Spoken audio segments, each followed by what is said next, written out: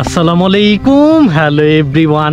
তো আপনাদের মধ্যে কতজন ব্যক্তি জানেন যে এই সকল প্রপার্টির পেপারসগুলো যাচাই বাছাই করে কখনোই প্রপার্টিটির ভিতরে কোনো ধরনের ওয়ারিশানার ঝামেলা আছে কিনা সেটা আইডেন্টিফাই করা যায় না। অবশ্য যারা উকিল অথবা ভেন্ডার রয়েছে তারা জানে, শুধু সাধারণ মানুষ অনেকজনই জানে না যে এই সকল প্রপার্টির কাগজগুলো আপনি যতই যাচাই বাছাই করেন, আপনি কখন এই সকল প্রপার্টির কাগজগুলো দিয়ে এই প্রপার্টিটার ভিতরে যে ওয়ারিশানার ঝামেলা আছে কিনা সেটা আপনি কখনোই বুঝতে পারবেন না। আজকের এই ভিডিওতে আমরা ওয়ারিশানার ঝামেলার ব্যাপারে কিছু কথা বলবো এবং এই ব্যাপারে কিছু ধারণা নেব, যার ফলে ভবিষ্যতে আমরা যখন কোনো প্রপার্টি ক্রয় করতে যাব তখন আমার এই কথাটা আপনারা অন্তত মাথায় রাখবেন। তো আমি হচ্ছি রায়হান, এই খিলগাঁও রামপুরার পিছনে দীর্ঘদিন যাবৎ কম দামি জমিগুলো নিয়ে কাজ করতেছি। তারই ধারাবাহিকতায় কিছু এক্সপিরিয়েন্স হয়েছে, সেখান থেকে এই ধরনের ভিডিও করার সাহস পাচ্ছি। সো চলুন আজকের ভিডিওটি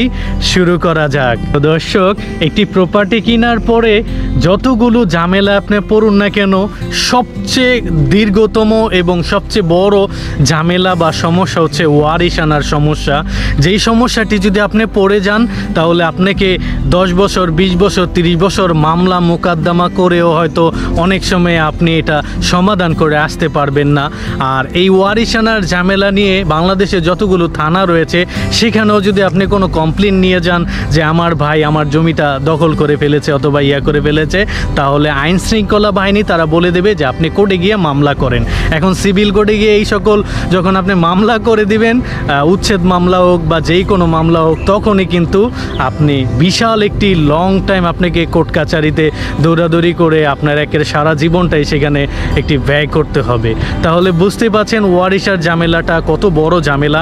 এমনিতে আপনি যদি কোনো দাগ নাম্বার ভুল হয়ে থাকে অথবা কোনো দলিল যদি ডুপ্লিকেট হয়ে থাকে, সেগুলো খুব অল্প সময়েই আপনার বিভিন্ন মামলা মোকদ্দমা করে প্রয়োগ করে সেগুলো খুব দ্রুত সমাধান করা যায়। কিন্তু ওয়ারিশানার যেই ঝামেলাগুলো একটি প্রপার্টিতে যিনি জীবনে পড়েছে, যে তিনি প্রপার্টি কেনার পর এখন তার ওয়ারিশরা দাবি করতেছে, তাহলে তার জীবনটা যে কত বড় দুর্বিশ্বে চলে যায় বা প্রপার্টিটা নিয়ে কি ধরনের যে সমস্যার সম্মুখীন হতে হয় সেটা যারা পড়েছে তারা জেনে থাকে। তো আমি যেটা বলতেছি, তো আজকের ভিডিও আমার মূল বিষয় হচ্ছে এই সকল ওয়ারিশানার যেই ঝামেলাগুলো রয়েছে তার মধ্যে আমরা বেশিরভাগ সময়ই কিন্তু দেখে থাকি ভাই বোনের জায়গাটা হয়তো মেরে দিয়েছে অথবা বোনকে ন্যায্য মূল্য জায়গা দেয় নাই, অথবা বোনকে জায়গা মৌখিকভাবে দিয়েছে, কোনো ধরনের বন্টননামা দলিল করে নাই, অথবা লিখে দিয়েছে কিন্তু তার বাবা থেকে তিনি আরও বেশি জমি পাবে, তিনি অন্য দিক দিয়ে হয়তো নেওয়ার জন্য বিভিন্ন মামলা মোকদ্দমা করতেছে। এই সব ওয়ারিশের অনেক ধরনের জায়ঝামেলা রয়েছে। এই সকল জায়ঝামেলা আপনি কখনো এই সকল সম্পত্তির প্রপার্টির পেপারস দেখে কিন্তু আপনি কখনোই বলতে পারবেন না। আমি আবারও বলতেছি, আমার এই কথার সাথে উকিল এবং ভেন্ডাররা একমত হবে। অনেকজনে ভাবেন যে এখানে বন্টকনামা দলিল থাকলেই বুঝি হয়ে যায়।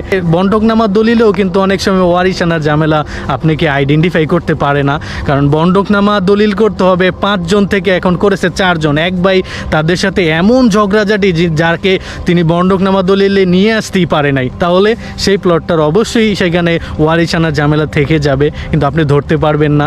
আরও অনেক ধরনের ওয়ারিশানার ঝামেলা রয়েছে। আমি যদি ছোট্ট সহজভাবে আপনাদেরকে ওয়ারিশানার যে সবচেয়ে বড় ঝামেলাটা বর্তমানে হচ্ছে বা পূর্বে হয়েছে সেটা যদি সংক্ষেপে আমার মাধ্যমে বোঝাই, তাহলে ব্যাপারটা আরও সহজভাবে বুঝতে পারবেন। তো আমরা মূলত 3 ভাই, আমাদের 3 ভাইয়ের জন্য বা তার বাপদাদা থেকে প্রায় 2.5 বিঘা জমি আমাদের জন্য রেখে গিয়েছে ধরেন।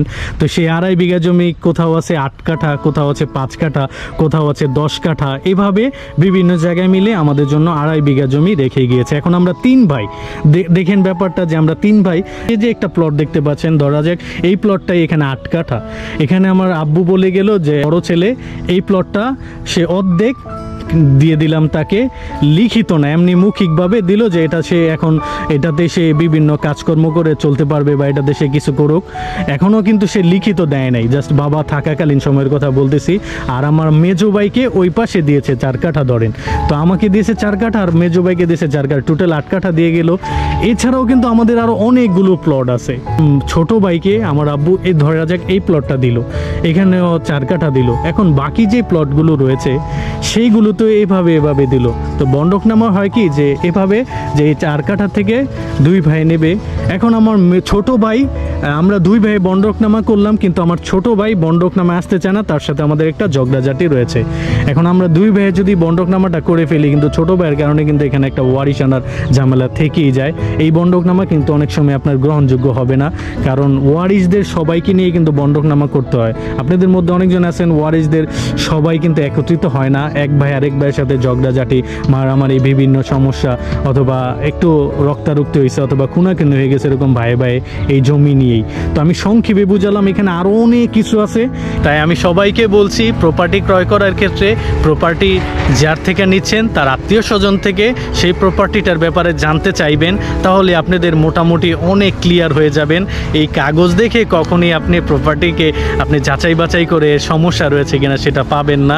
সেটা যে যতই বলুক, তাহলে তো আর এত মারামারি, খুনাখুনি, এই জায়গা নিয়ে এই সকল ঝামেলা থাকতো না, এত মামলা মোকদ্দমাও থাকতো না। আমি এটাই বোঝাতে চেয়েছি যে প্রপার্টি ক্রয় করার ক্ষেত্রে একটু যাচাই বাছাই করে ভালোভাবে দেখে শুনে ক্রয় করার চেষ্টা করবেন, যাতে বিপদে পড়ার আগে আপনার হাতে যে টাকাটা ছিল সেটা আপনার হাতেই থেকে যায়। ভবিষ্যতে আপনি হয়তো কোনো না কোনো কাজে লাগাতে পারবেন। তো সবাই ভালো থাকুন। যদি ভালো লাগে অবশ্যই লাইক দিবেন, কমেন্ট করে জানাবেন আপনার কার প্রপার্টিটা এরকম ওয়ারিশ আনার ঝামেলার পড়েছিল। তো অবশ্যই আমাদের চ্যানেলটা সাবস্ক্রাইব করবেন, বেল আইকনটি বাজিয়ে দেবেন, আর ফেসবুকে অবশ্যই লাইক ফলো দিয়ে রাখবেন।